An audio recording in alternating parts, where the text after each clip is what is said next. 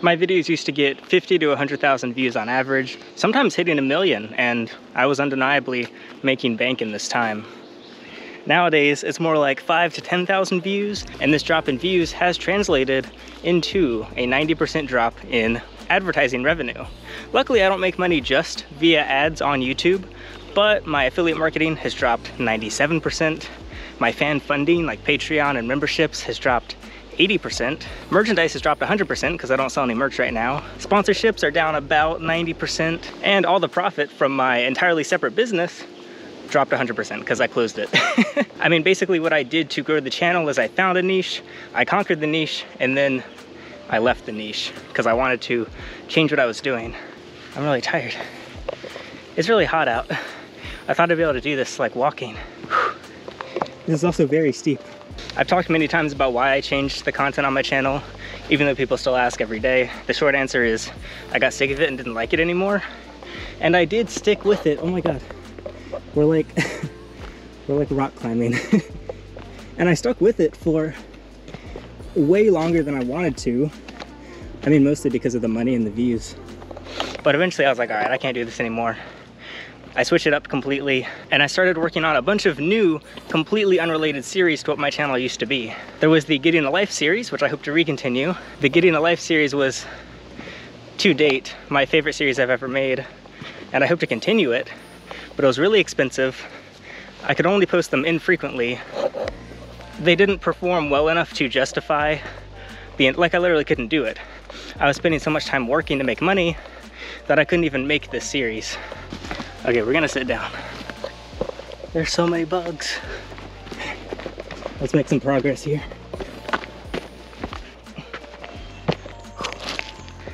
Okay. Oh no, my phone.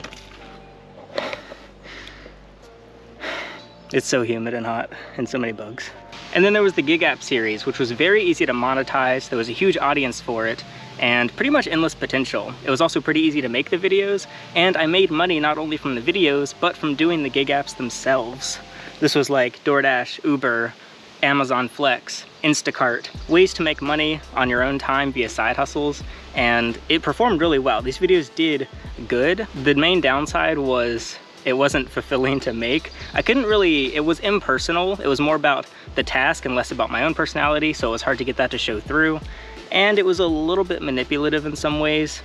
Basically, the worse I did at the app, the better the video performed. So it incentivized me to do a worse job, which isn't really fair to people that actually want to learn and make money. But there were some videos where I did really good and made really good money, but they didn't perform nearly as well as when I only make $5 an hour or something, which did 10 times better. There was the cooking series where I learned to cook. It was pretty easy to make, aside from burning myself and stuff. Pretty cheap because I had to buy food anyway, and people really liked the videos. And then there was the project car series, starting with my Subaru BRZ, where I fixed it and wrapped it and modded it and drove it, and it was really fun, incredibly exciting to do. I loved pretty much every second of it, even though it was pretty stressful, but it was so time consuming, so expensive, and it just didn't perform. Those of you that watched those videos loved them. It got great feedback. There just weren't that many of you that watched them. So all 10 of those videos in total didn't even make $700, which didn't even cover the vinyl material itself. So it was a huge loss, but it was so much fun. And then currently there's the fitness series where I learned to lift weights and do calisthenics and become stronger and more flexible and gain weight. And I'm actively exploring that one. The only one of these series that I don't expect to go back to necessarily is the Gig App series. My goal is to stop doing side hustles, but everything from cooking to fitness to cars, I would be more than happy to continue making once I'm able to. Now, the simple solution to this is to just stick with one thing. Getting back into a niche and trying to conquer another niche is 100% the most realistic and effective way to increase my revenue and make money on YouTube again. But the hardest part of this is actually finding something that I am passionate about. If you've made videos, you know how much investment goes into even just an 8-minute piece of content. That can be days to weeks, sometimes even longer to produce that. And there's no downtime. Every hour that you spend making a video is, there goes my glasses. Every hour you spend making a video, there's no passive work. It's all very active. It's all very time consuming. I love it. I mean, I've been shooting and editing videos since I was 7, so 17 years now, and I still absolutely love it, but only if I actually love what I'm making the content on. It can take years to find that. Oh my God, I keep dropping everything. It can take years just to find that one thing, let alone actually build it up. The number I usually throw out is it takes about 5 years to really see very satisfying results once you find a niche that you're willing to really go all in on. And so ultimately my channel, or all of my channels, I've had many channels over the years, have just been about documenting my own life and what I do. Instead of finding something to produce videos on and then revolve my life around that, I always just produce videos on whatever my life is at that point. I started side hustles because I needed more money. I started the cooking series because I wanted to get better at cooking. I wanted to work on my car and customize it, so I recorded the process. And I want to get stronger, so of course, I have cameras with me as I do it. The only thing that's changed over my career of making videos is I now do it all on the same platform and same YouTube channel. As a kid, I had 4 or 5 different channels running at once where I would post a gaming video on this one and a Lego video on that one and a nature video on this one, but now everything I do just goes onto this channel because it's the only one that actually built a substantial audience. And I oftentimes used to be laser focused on an individual project, and so in turn the channel was focused on that one thing, but now I have a very varied life. I just am constantly experimenting and exploring stuff, which I really missed doing. So I'm 100% enjoying it, but there is still that 90% drop in revenue that we gotta talk about. And before we continue, video editing has been the most vital and time-consuming part of all my years on YouTube, and Wondershare has released Filmora version 13.4 with a huge update with voice changers, animated subtitles, and audio-driven text to make the process not only more efficient, but with way more possibilities while editing. The voice changer is as easy as selecting a clip with audio and selecting whatever effect you want. There's still just so many avenues and so many ways to explore that we don't even... Like, there are people that are like, oh wow, look at that massive channel that gets millions of views per video. Audio-driven text is just as simple to add, automatically synchronizing itself to your video based on the sound that's playing. There's no animating and no keyframing. You literally just drag and drop it over your clip and it's set. Like spending as much of my time as possible, even unsustainably in the short term. Animated subtitles, unsurprisingly, are completely ready to go. So you just gotta pick your style and use them to your heart's content. So in summary, Wondershare Filmora is a very affordable way to get the editing tools that you need to publish a well-polished piece of content. So if you wanna go ahead and get editing, use the link in the description to download Wondershare Filmora. This is an unmarked graveyard. These are all graves. That's pretty cool. There's 50 bodies buried here. So I mean, how am I even here? Like, how do I live day to day making 1/10 of what I did a couple years ago?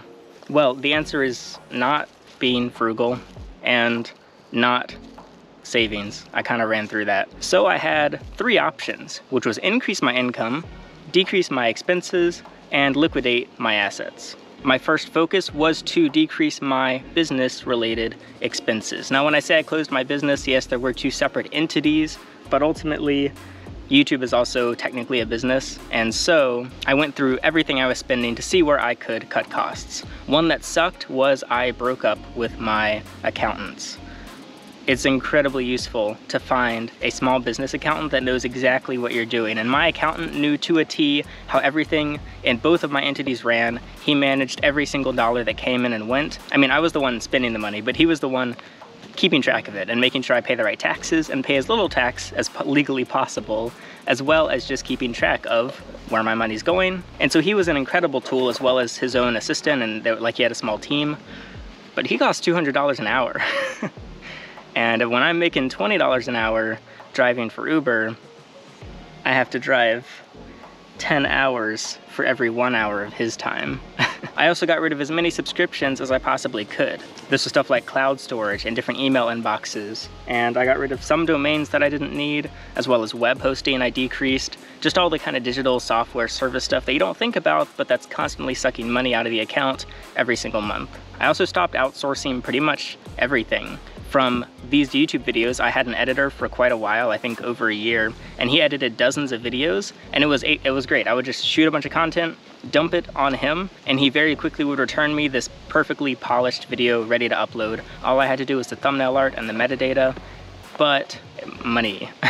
And it's not like I was paying him better than any other YouTuber. Like, I was paying pretty standard, maybe even less than standard rates, but that does not mean that the price did not add up. At some points, I also had full-time employees or assistants, and it was great. I mean, like, having a personal assistant is such a good experience. Like, you can think about so much less. She would go through all of my DMs and find interesting conversations and interesting business proposals. She'd manage and answer my emails for me. She would deal with my texts. She'd manage my schedule. It was just a huge weight off my back, and I do miss it, admittedly, but a full-time assistant who I am paying hourly does in fact add up. And it's not like people who worked for me were making incredible livings. It was like at best $15 an hour, but when I'm paying multiple people that it's costing me 30 an hour, 40 hours a week. So I also had to cut back those expenses to the point where now I pay nobody to do anything. I do it all myself. I answer my own emails, I respond to my own texts. Even little things like putting captions on these videos, there are sadly no longer handwritten, well-made English captions because it cost me for every dollar of video. So it was either post videos a little less often with well-made captions, or just sacrifice the captions, at least for now. Luckily, AI is making that easier and cheaper, but it's another expense I had to cut. And finally, business-wise, the other big one was I stopped upgrading my gear. I don't super often. I mean, like this GoPro I got 3 years ago. That was probably the most recent camera I purchased.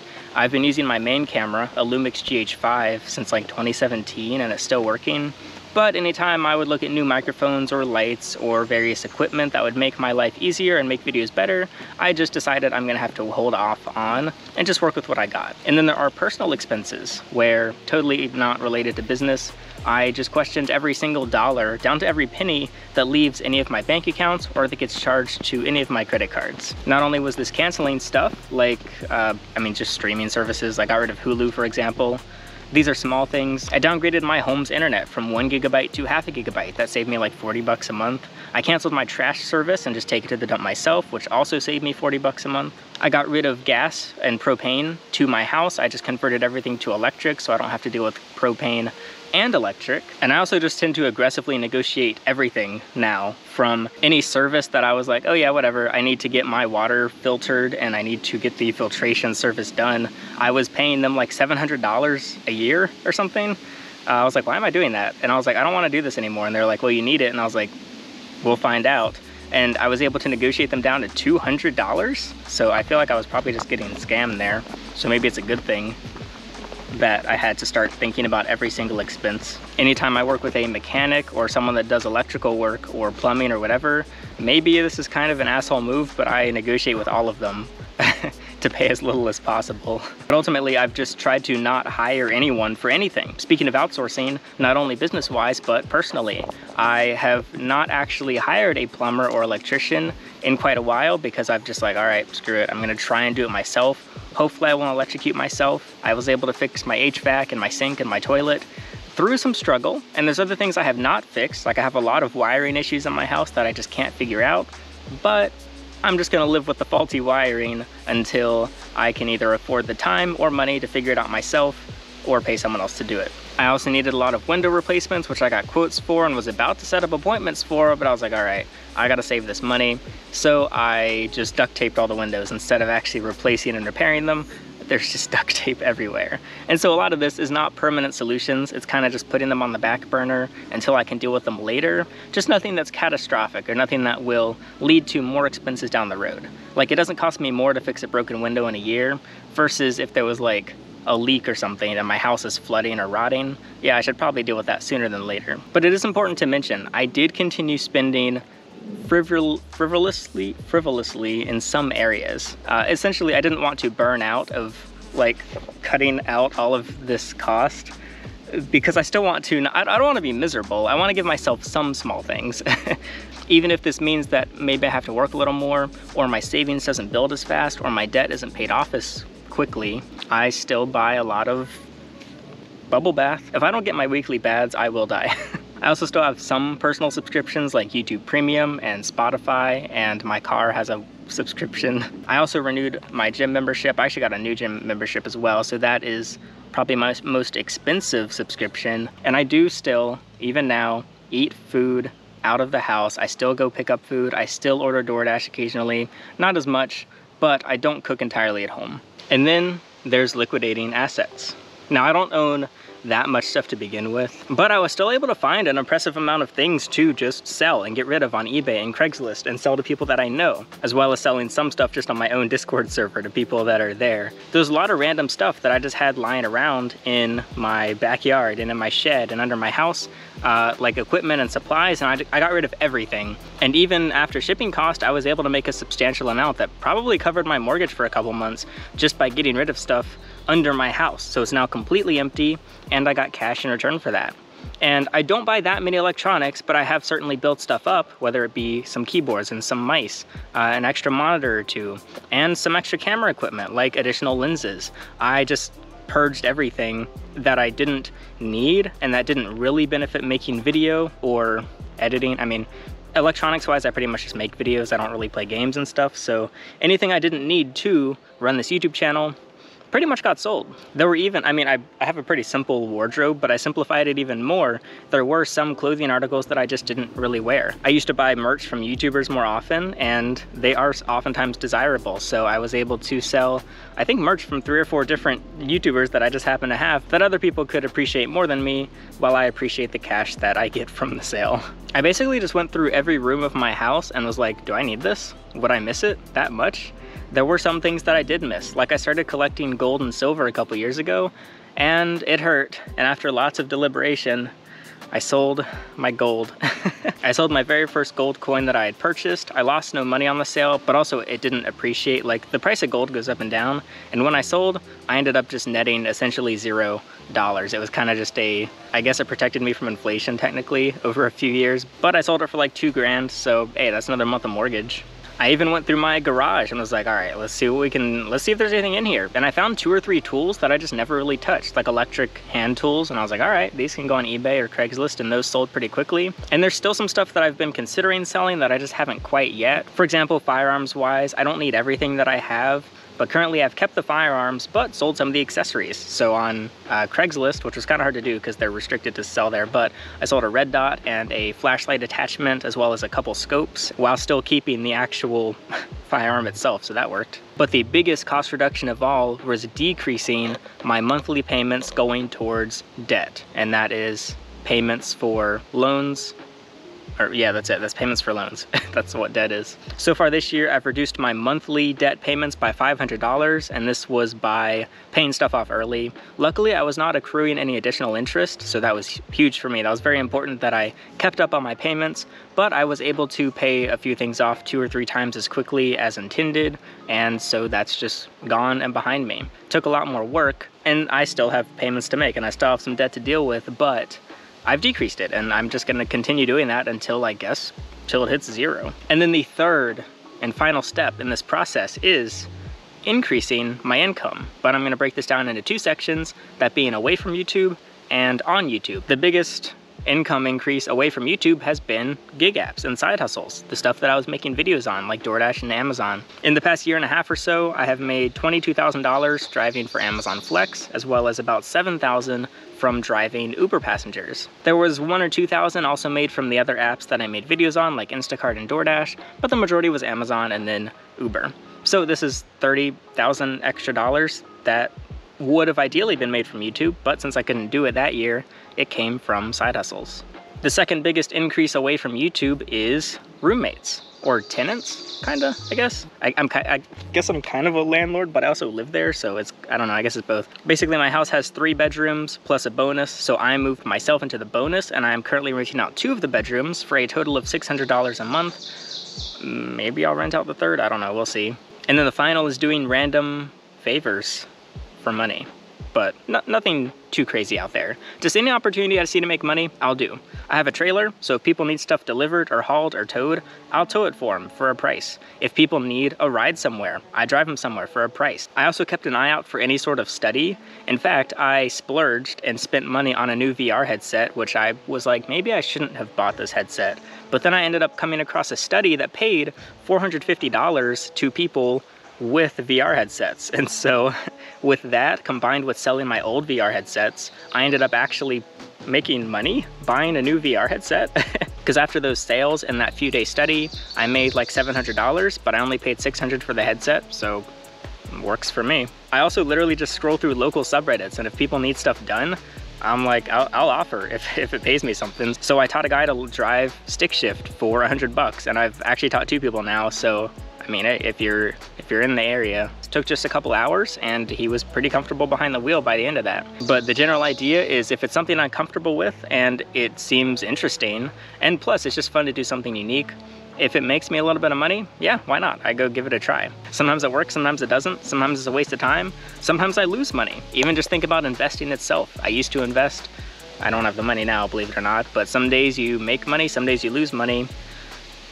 But the number one rule is to have fun. And then there's increasing money on YouTube. And that is the obvious one, is making more videos and making better videos and experimenting more to see what people do and don't vibe with and what I do and don't enjoy making. However, I've also been pushing certain affiliates more often. For example, I mention Rocket Money pretty often, which I get $10 anytime someone signs up. I also have continued to try and sell stuff via Amazon affiliate marketing. So if I mention a product in a video, I link it in the description with an Amazon link if anybody wants it. And I get a commission of 2 to 7% depending on what the item is. And a very fun recent one has been companies sending me e-bikes, electric bikes. I've always liked e-bikes, and now I get to review them for videos just for fun, but also for money. I get commissions when the bikes sell, plus I get e-bikes, so I could theoretically just start selling them if I get enough of them, which I'll probably start doing soon. And I keep mentioning free time, which is something that I had never really had in the past, and it wasn't easy to do. But in addition to just totally changing the way that I live my daily life and how I spend time and how much I sleep even, I also have just dedicated time to opening up more free time. The obvious one that everybody knows, but I did also, is uninstalling certain social media. I still use sites like Instagram, and I do go to Reddit for certain things. For example, if I do need something locally or to seek out those opportunities.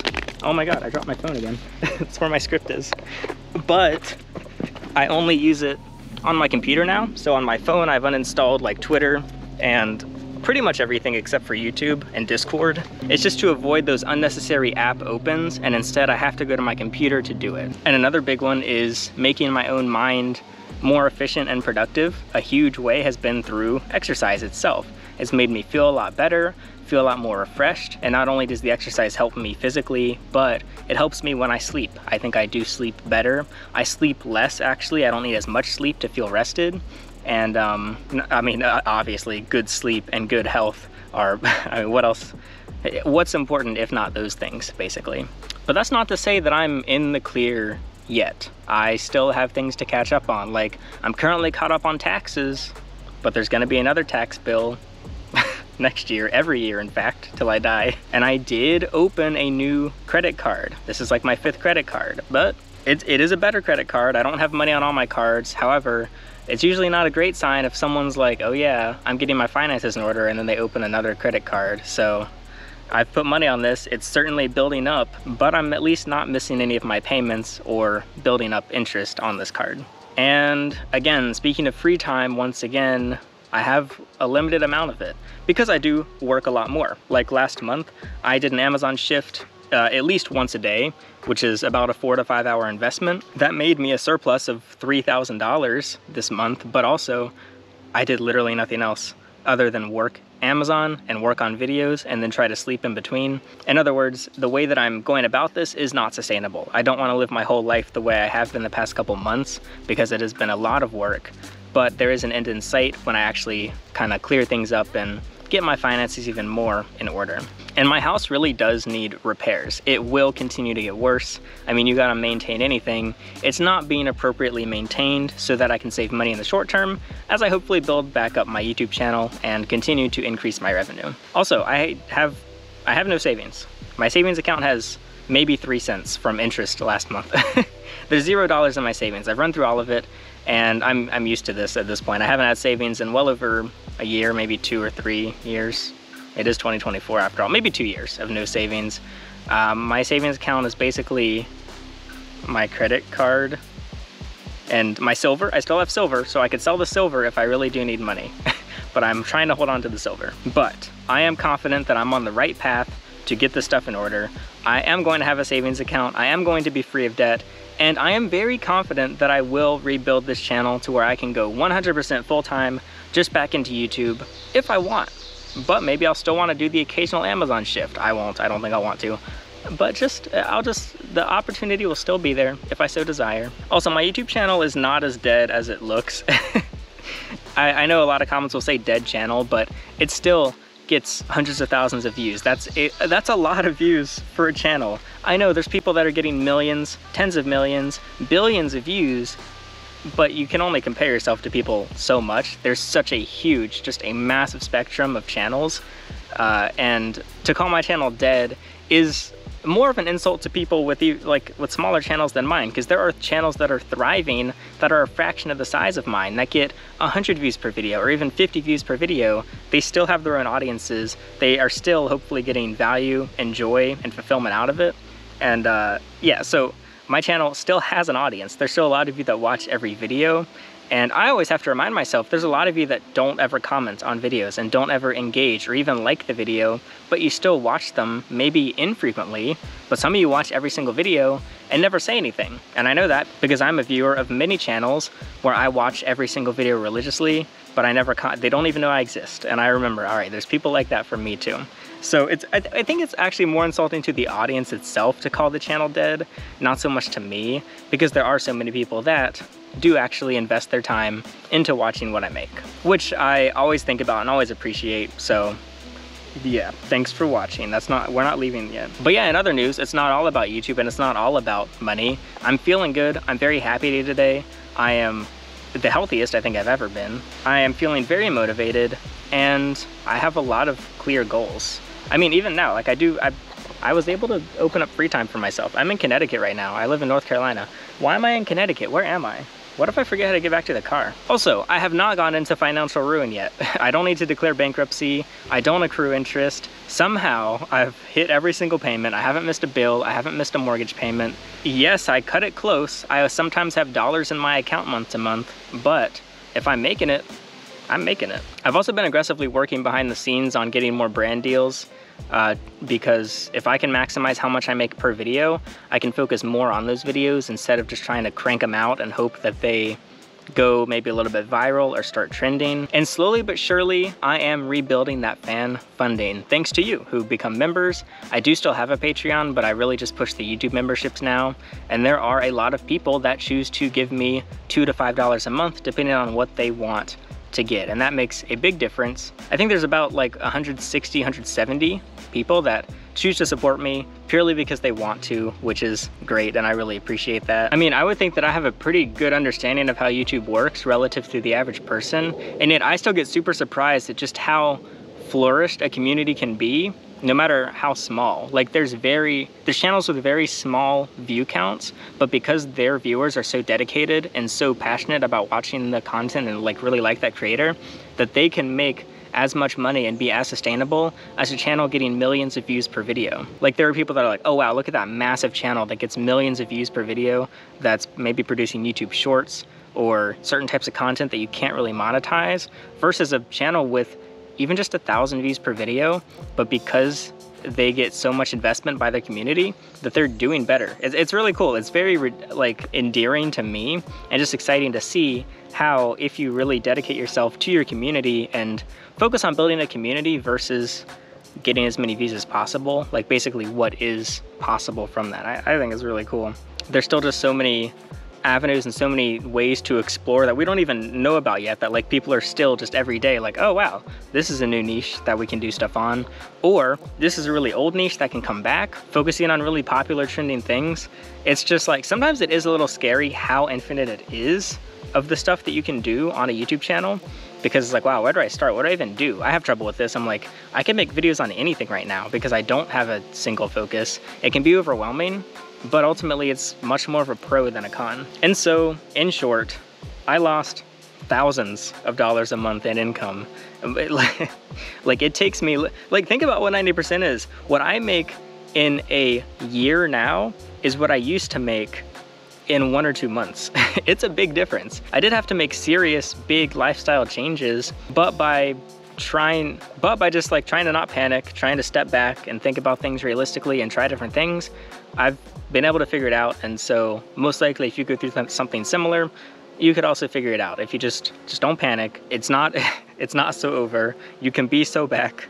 I'm feeling so back, and you can feel back too. And yeah, in short, the ways I did this was, I've always loved the idea of minimalism, and I've been like obsessed with the minimalism community for like a long time, but continuing to focus on this and really focus on what's important. And so I was able to rebound by monetizing as many hours in my day, making money as much, like spending as much of my time as possible, generating income as possible, even unsustainably in the short term so I can get rid of debt and make some payments, but then hopefully in the long term, figure this money thing out in a sustainable way that I can have a nice, healthy work-life balance with, ultimately. It kind of came down to just trusting myself and that I will figure it out and that I have the ability to figure it out. I did consider, what if maybe I should just try and go all in to something that isn't YouTube specifically, but for now it is still the thing that I want to go all in on. But yeah, I saw a 90% drop in revenue. My videos get a fraction of the views that they used to, but there is still a very strong, very tight-knit community around the channel that I interact with every day and produce content for all the time. It's still my #1 focus kind of in life, I guess. It's been such a common question. How am I paying all this? Like, how do I exist with so few views on my videos compared to what I used to get? Well, that's the answer. Decrease expenses, increase income. Feel free to ask more about it. I can go more in depth if you like. I'm like 15 hours from home just by myself. I haven't seen another person in hours. What if I actually get lost and this is just found footage? And thanks again to Filmora Wondershare for sponsoring this video. You can start exploring Filmora's voice changers, animated subtitles, audio-driven text, and basically just anything you need to make a video with the link in the description to download Wondershare Filmora 13.